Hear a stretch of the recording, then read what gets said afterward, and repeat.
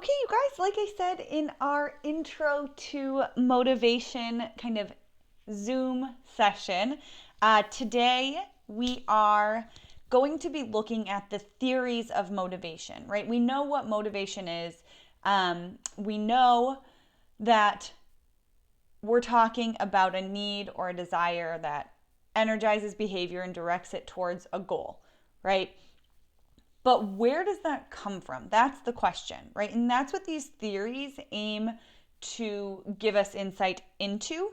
A couple of them go back to, if you remember, our hand drawing of the 6 perspectives of psychology. We're going to talk about biological and evolutionary and then kind of branch out from there. So, without further ado, like I said, instinct or biological theory. Instincts are fixed, unlearned, and they're genetically programmed patterns of behavior, right? We know this. We've talked about instincts before. We've talked about reflexes. Real quick, just give yourself 10 seconds. List as many instincts as you can think of. Go.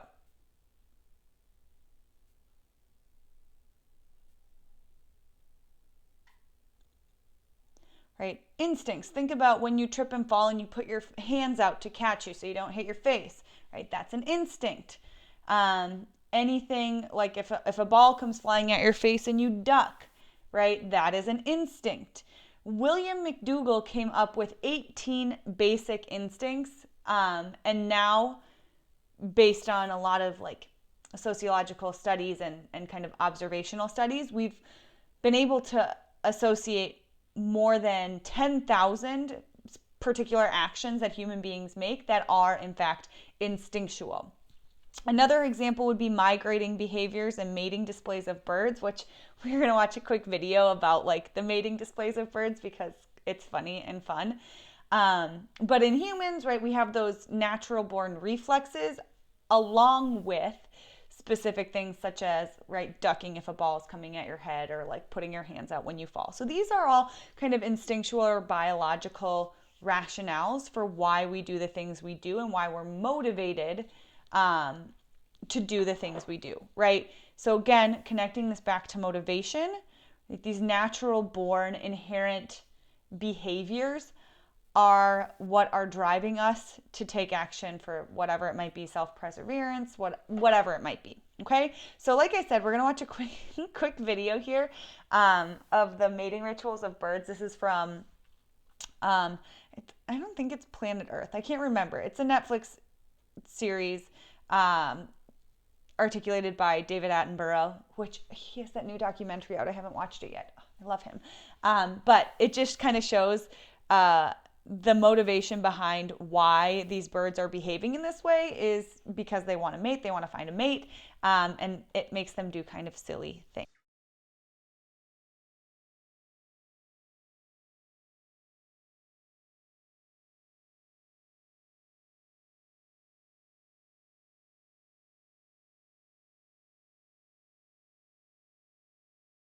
Right. That's funny. That was fun.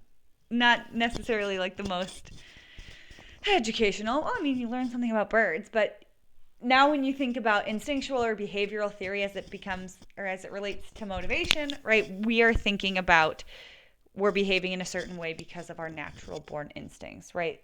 These birds didn't necessarily learn these mating rituals. They were born with them because they have worked over time to continuously procreate, right? And that's going to directly take us into our look at evolutionary theory.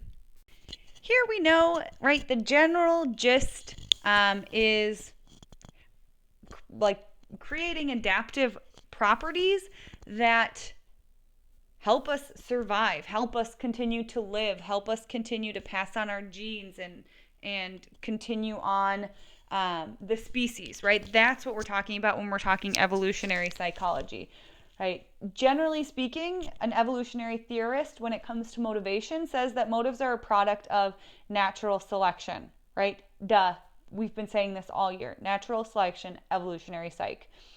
These motives have had adaptive value in terms of fostering reproductive fitness. They may not like inherently seem to be motives due to these evolutionary rationale now, but like historically speaking, obviously like hunger, if our bodies didn't tell us when we were hungry by excreting hormones and feeling stomach cramps, right? We wouldn't eat and we would die, right? Same with fear of the dark, sexual attraction. These are kind of the straightforward, obvious adaptations, right? If we weren't afraid of the dark, right, we might wander off and get lost or get eaten by a tiger or whatever, a bear, whatever, and we would die and we wouldn't procreate and pass on our genes, right? That's the goal of evolutionary theorists.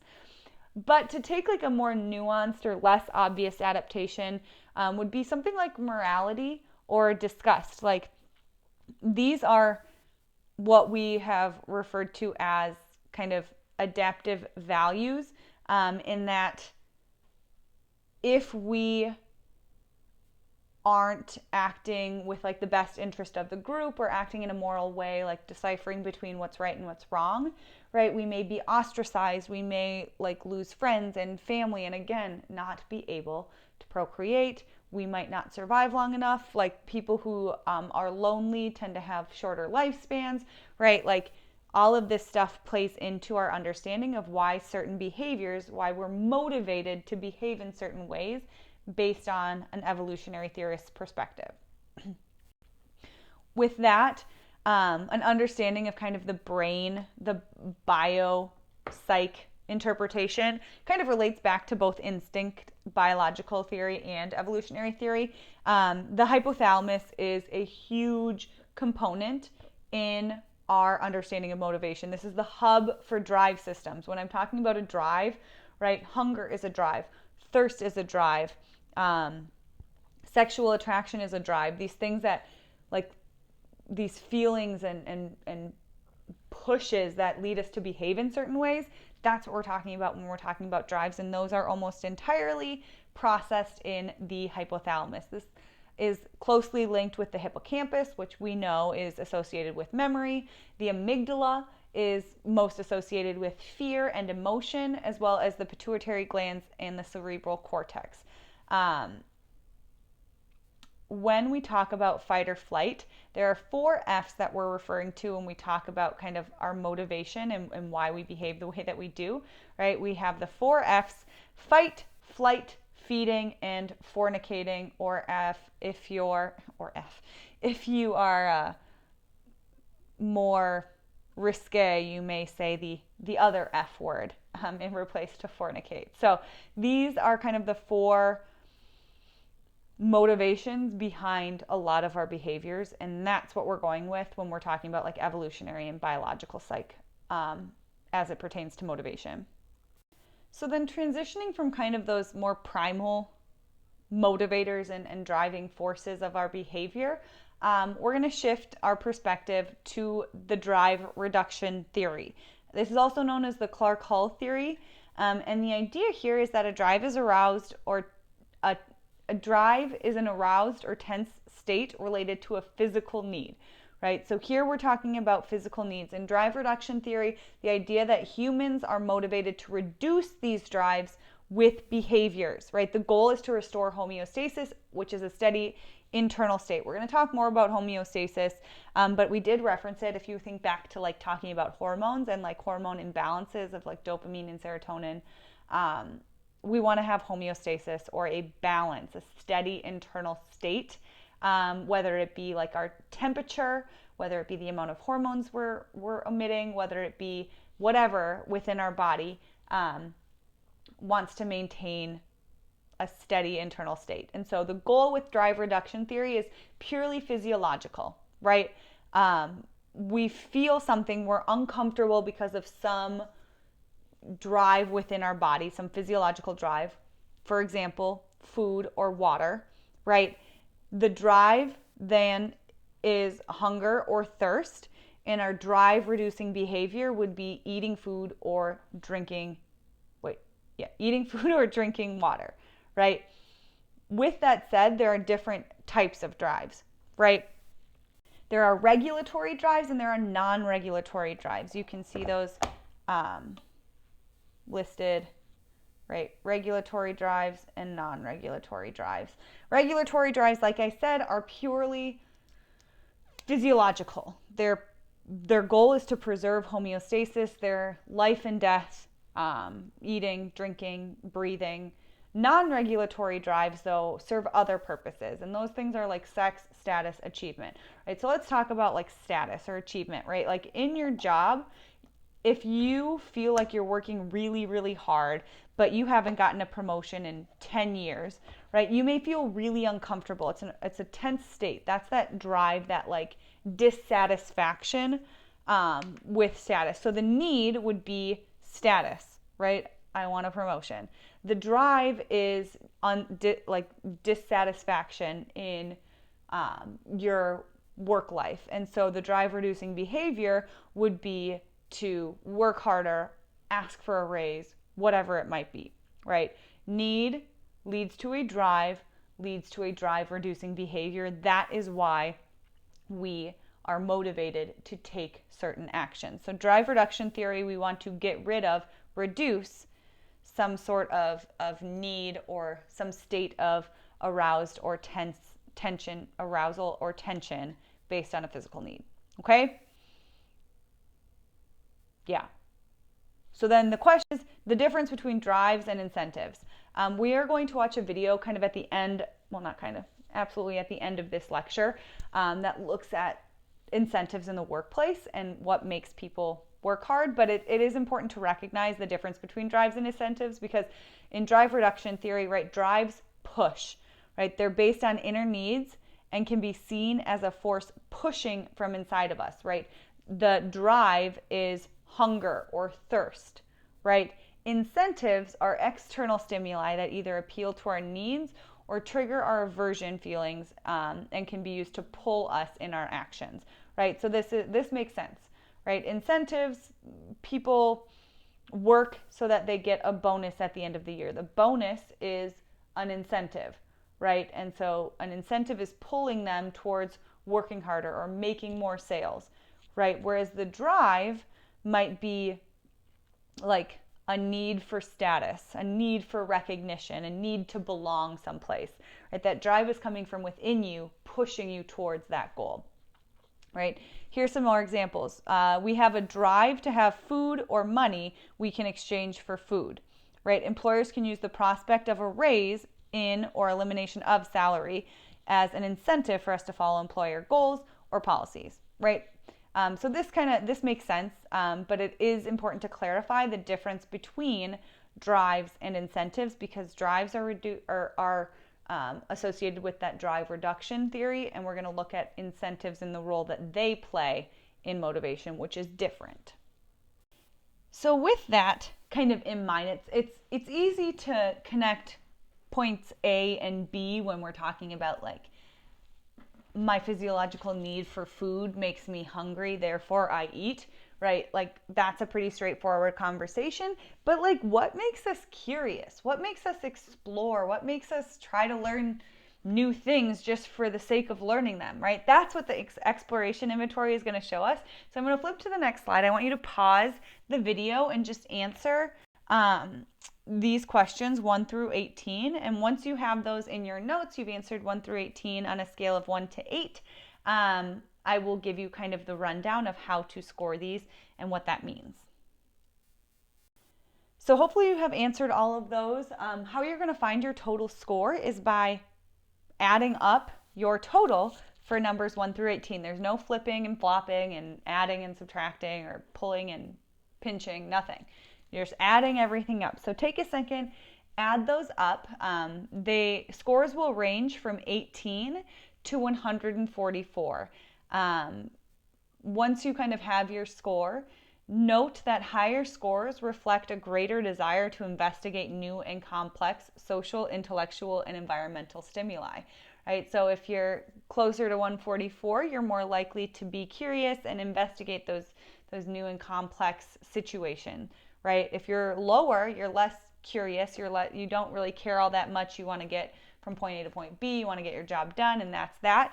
There's no right or wrong place to fall on this, but it does bring up an interesting thought as we're thinking about motivation and why people behave the way that they do, why they're motivated to act in certain ways. Well, like, what motivates curiosity? And so that's going to bring us into kind of a different kind of recognition of what motivation means. So I kind of went on a tangent, but here is kind of the rundown of the exploration inventory, right? Like I said, higher scores reflect greater desire to investigate.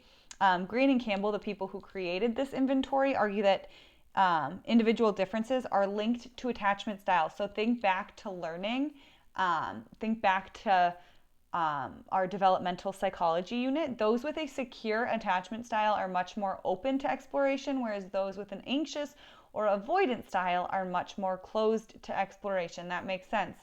If we think about secure attachment styles, kids got sad when mom left, but were quickly able to recover and play with other people until they were excited when mom came home. Those with anxious or avoidant through temper tantrums wouldn't play with others, sat in corners, all of that stuff. And so it makes sense that those types of people would be less likely to explore, whereas those who have secure attachment styles are more likely to explore. So just something to kind of think about as we're connecting back to motivation. We are going to shift gears a little bit and look at some more specific approaches, specifically optimal arousal, the Yerkes-Dodson, and Maslow's hierarchy of needs. But when we're connecting, right, those biological, evolutionary, and drive reduction theory, those ones are pretty straightforward. But then we introduce kind of like non-drive incentivized behaviors such as curiosity. It makes it a little more interesting. So here we go with optimal arousal theory. This says that motivation is achieved and maintained preferred levels of stimulation. Individuals seek activities that create the desired level of physiological stimulation. They avoid activities that produce excessive stimulation. Now, this makes sense, and we're going to look at it in more specifics with the Yerkes-Dodson law. So optimal arousal is kind of the theory. How it's explained and kind of scientifically represented is the Yerkes-Dodson law. So the reason that there's pictures of monkeys here is that they did a psychological study and found that curiosity, as with kids and these monkeys, may be a way of increasing stimulation to reach an optimal arousal level. There were certain tasks that monkeys were willing to do for hours and hours and try and figure out. I think they're playing with like chains and locks and keys. Is what the study was. But then if you made it too difficult, they realized they weren't going to get a treat. They weren't going to actually solve the problem. And so they gave up doing it, right? We know some behavior cannot easily be connected to a biological need, such as curiosity, and instead seems driven by a need to either increase or decrease our physiological arousal level. That's kind of the transition there between the drive reduction theory, evolutionary theory, to like some of these more complex ones. And with that said, Yerkes-Dodson law basically scientifically and graphically demonstrates the optimal arousal theory, right? This idea that if you think about it, like it makes sense, right? Like if you are doing a task, like you're given a word search that is like 4 by 4, okay, that's maybe too little, 10 by 10, and it has words like cat, ran, something made for like a kindergartner, right? That wouldn't be fun for you. That would be boring, right? So here, that would be boring. Oops. You wouldn't want to do that, and therefore your performance wouldn't be very high, and your arousal level, right? Performance is here, arousal level here. We're going to be weak and low if we're bored, right? We're not going to do very well because we're not interested in it, and we're not going to be very excited about it, right? On the flip side, we talked about crystallized and fluid intelligence and how like people over the age of 50 are like really good at crossword puzzles, right? If you got like the Sunday New York Times crossword puzzles, I don't know if you know this, but like every day the crossword puzzles and Sudokus get harder. So Monday's easy, Sunday's really hard. If you were given a Sunday crossword puzzle and you could only figure one out, right? That's not fun either. So that would be a deterrent, right? You would still have weak performance, right? Your performance would be weak, and you would probably have a high level of anxiety, right? It's not fun to feel like you can't do a task. And so people don't do it, and therefore they perform at a low level. What the Yerkes-Dodson law is stating is that there is this optimal arousal level. So if something is just hard enough that we know we can get it if we just work really hard, we are going to perform at a strong level, at a high level, and be at an appropriate amount of arousal. We're going to be alert, we're going to be engaged, we're going to be active, we're going to work really hard, and we're going to have a high level of performance. But it has to fall, the task, whatever it might be, has to fall within this optimal arousal. Yeah. So with that then, the difficulty of the task changes where our level of optimal arousal is, right? If it's a difficult task, right, we don't have to be very aroused in order to still have a high level of performance. But a really easy task, we're going to have to see that shift over here. That bothered me. To see our level of arousal needs to, we have to have like a lot more of the easy task in order for us to achieve that same level of performance here. Okay, so optimum level of central nervous system arousal for different types of tasks, right? We have to do a lot of an easy task to get the same amount of arousal and performance as we do for like just maybe one single difficult task. So with that said, again, this we're talking about our optimal arousal theory.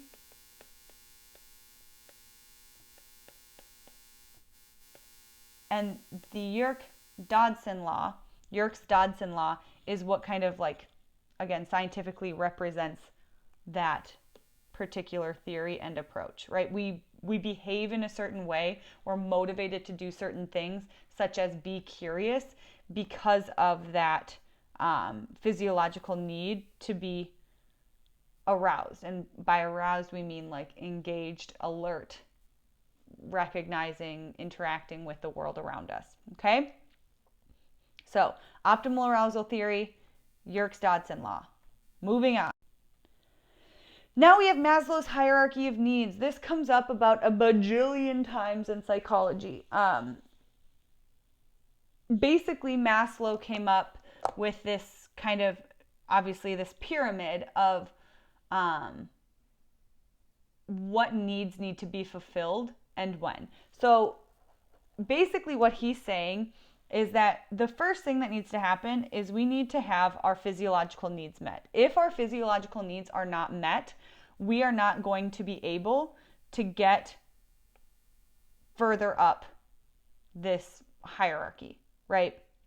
Once our physiological needs are met, we have food and water, then we can start being concerned about safety, right? Safety is kind of the next one. Need to feel that the world is organized and predictable, need to feel safe. And so if we feel like we're fed, we feel safe, we feel like we can predict and kind of engage with the world in a predictable way, then we move on to this idea of belongingness and love needs, right? Like this idea that we need to have relationships. We don't want to be lonely. We want to have positive relationships with our families and find a spouse or a partner to spend our time with, right? Have friends, belong, right? And once we feel that, then we start to get to our esteem. We got to feel good about ourselves. We have to have confidence, be independent, need for recognition from others, right? And so on and so forth. These two here, self-transcendence and self-actualization, are probably the toughest ones because they're not like duhs. Self-actualization is the need to live up to our fullest and unique potential, right? Knowing that I wanted to be a teacher like my whole life since I went to school with my mom because she was a teacher, right? If I didn't live up to that and I didn't do like my dream or my goal or didn't achieve that, right? My life might feel unfulfilled. I might not feel like I was self-actualized. And on top of that, then self-transcendence is the need to find meaning and identity beyond self. So above and beyond being a teacher, right? I need to find, like, it's not just about being a teacher, but how can I have an impact on people's lives, right? Like, yes, I'm teaching them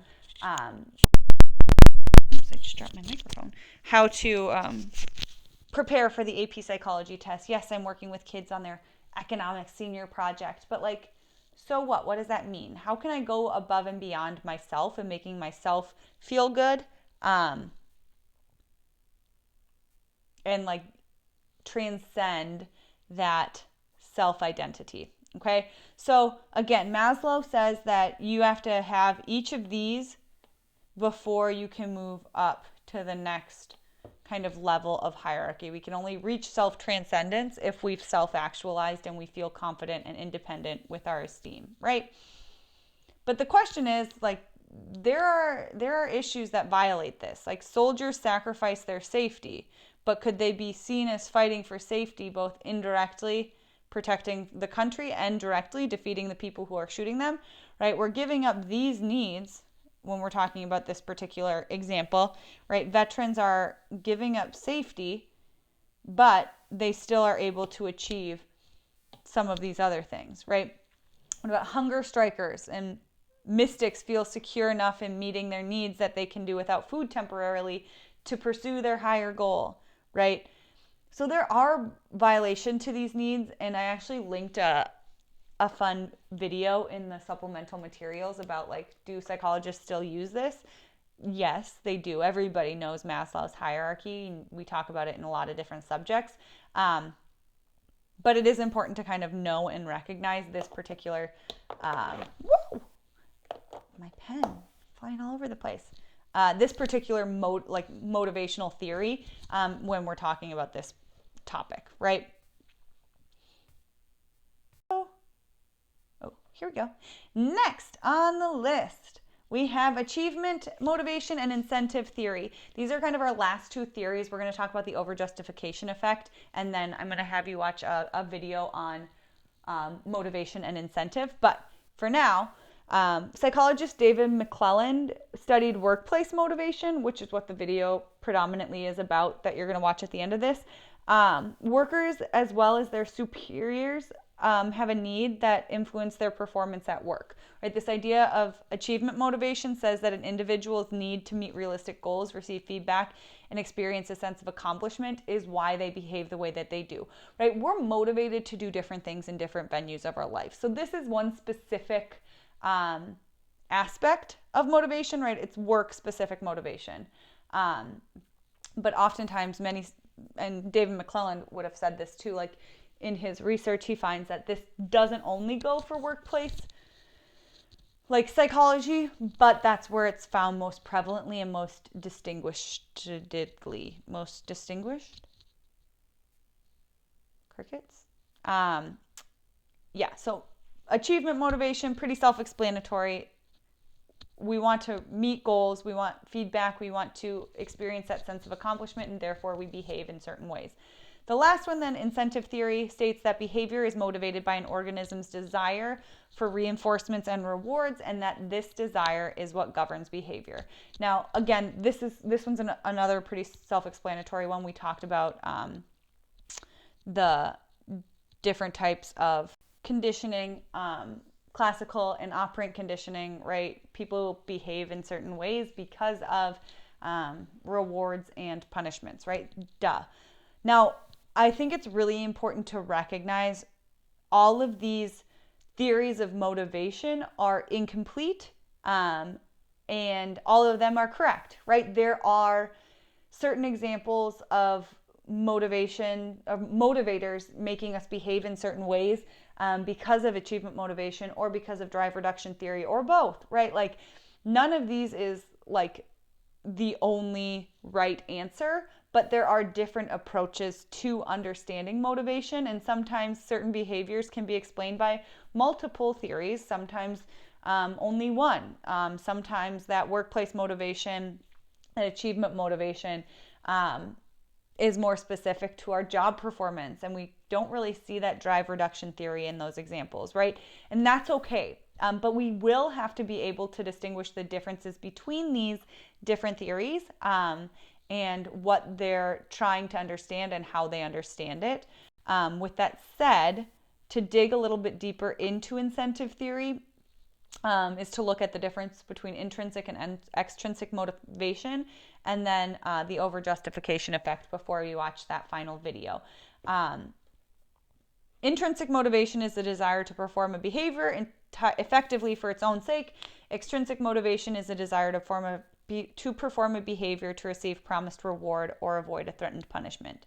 Again, we've talked about these. These should be review. Intrinsic motivation comes from within us, right? We want to do it because it's the right thing, because it makes us a better person, whatever. Extrinsic motivation, we want to do it because we get paid for it. Think about grades. Do we take psychology because we value the learning that we take away from it, or do we take psychology so it looks good on our college applications and we get an A, right? Intrinsic versus extrinsic. And by extension, then we see people have studied the over-justification effect, which is essentially a phenomenon in which being rewarded for doing something actually diminishes intrinsic motivation to perform that action. So like oftentimes, I run NHS, you guys know this, and a lot of times people volunteer as tutors, right? And they really, really love working with kids and tutoring them. And then all of a sudden they start getting paid for their tutoring, and the value in the tutoring diminishes significantly. They don't really love tutoring for the fact that it's tutoring, right? And so this idea that the intrinsic motivation of loving, helping people and being with kids and working with kids and helping them learn, that's intrinsic motivation. But once you start getting paid, that intrinsic motivation kind of goes away, and the value in that act or whatever you're doing tends to go down. We see this too with like internships. People who do unpaid internships at like within politics or within like schools, or I don't know, whatever it might be. You might do an internship unpaid during college, and you love the work that you're doing, and you're so inspired by the people that you work with. And then you get a job, and once you get paid, the value in that intrinsic motivation decreases significantly. It's just kind of an interesting effect or idea that psychologists have studied. But again, just kind of referencing how motivation and incentives go together. And with that, you are going to watch this quick video about motivation, and it's really good. It's really good. It tells you kind of everything you need to know, and you really learn. I learn a lot from it every time I watch it. It reminds me totally about like what works and what doesn't to like get kids to do their work or to get people to work harder, or like whatever. But do note that you have a group activity to do after this. You don't have to like work with the people in your group. You just have to do your slide of the slide deck. You're going to be looking at one of these specific theories, right? Thinking back, you have the biological or the instinct theory, you have evolutionary theory, you have drive reduction theory, you have optimal arousal theory, Maslow's hierarchy of needs, achievement motivation, and incentive theory. So those are all of them. Each of you is going to do one example, and then you'll be able to kind of reference all these different ones and how they play into one another. So with that, I'm going to have you watch this. If you guys have questions, you know where to find me. Bye.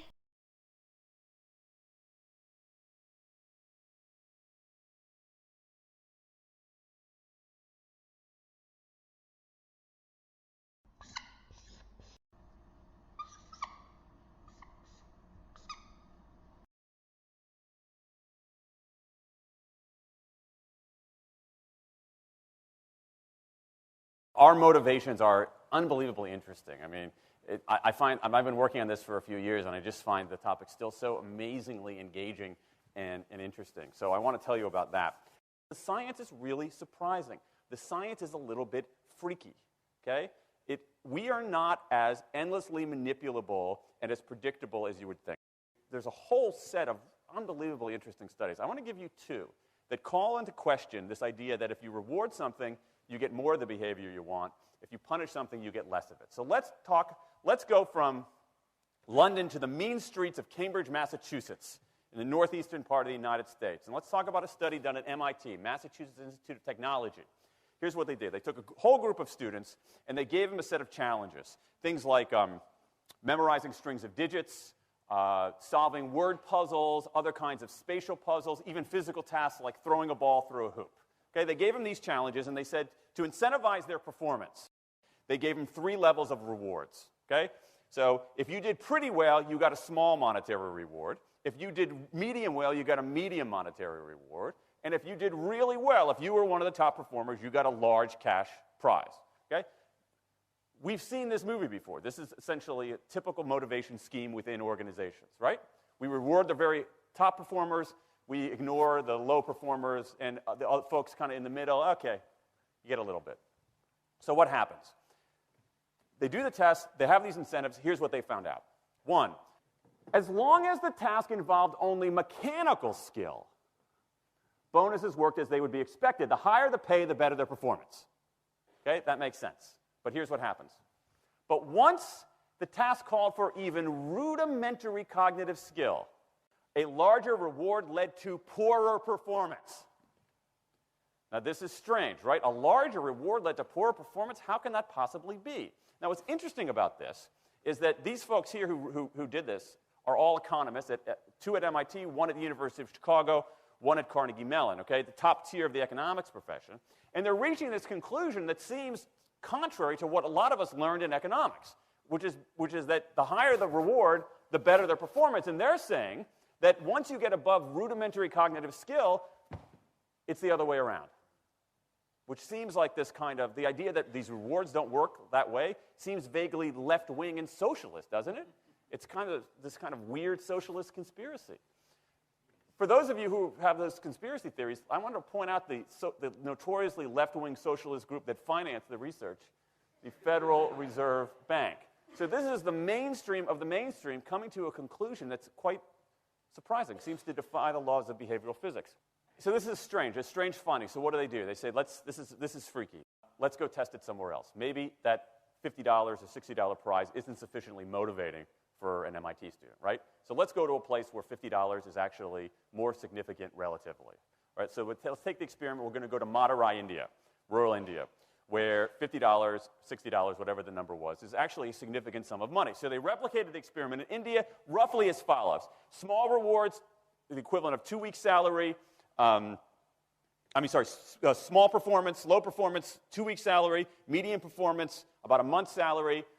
High performance, about 2 months' salary. Okay, so those are real good incentives. Okay, so you're going to get a different result here. Well, what happened, though, was that the people offered the medium reward did no better than the people offered the small reward. But this time around, the people offered the top reward. They did worst of all. Higher incentives led to worse performance. What's interesting about this is that it actually isn't all that anomalous. This has been replicated over and over and over again by psychologists, by some extent by sociologists, and by economists, over and over and over again. For simple, straightforward tasks, those kinds of incentives, if you do this, then you get that, they're great. For tasks that are algorithmic, set of rules where you have to just follow along and get a right answer, if-then rewards, carrots and sticks, outstanding. But when the task gets more complicated, when it requires some conceptual, creative thinking, those kinds of motivators demonstrably don't work. In fact, money is a motivator at work, but in a slightly strange way. If you don't pay people enough, they won't be motivated. What's curious about, there's another paradox here, which is that the best use of money as a motivator is to pay people enough to take the issue of money off the table. Pay people enough so that they're not thinking about money and they're thinking about the work. Now, once you do that, it turns out there are 3 factors that the science shows lead to better performance, not to mention personal satisfaction. Autonomy, mastery, and purpose. Autonomy is our desire to be self-directed, to direct our own lives. Now, in many ways, traditional notions of management run afoul of that. Management is great if you want compliance, but if you want engagement, which is what we want in the workforce today as people are doing more complicated, sophisticated things, self-direction is better. Let me give you some examples of this, almost radical forms of self-direction in the workplace that lead to good results. Let's start with this company right here, Atlassian, an Australian company. It's a software company, and they do something really cool.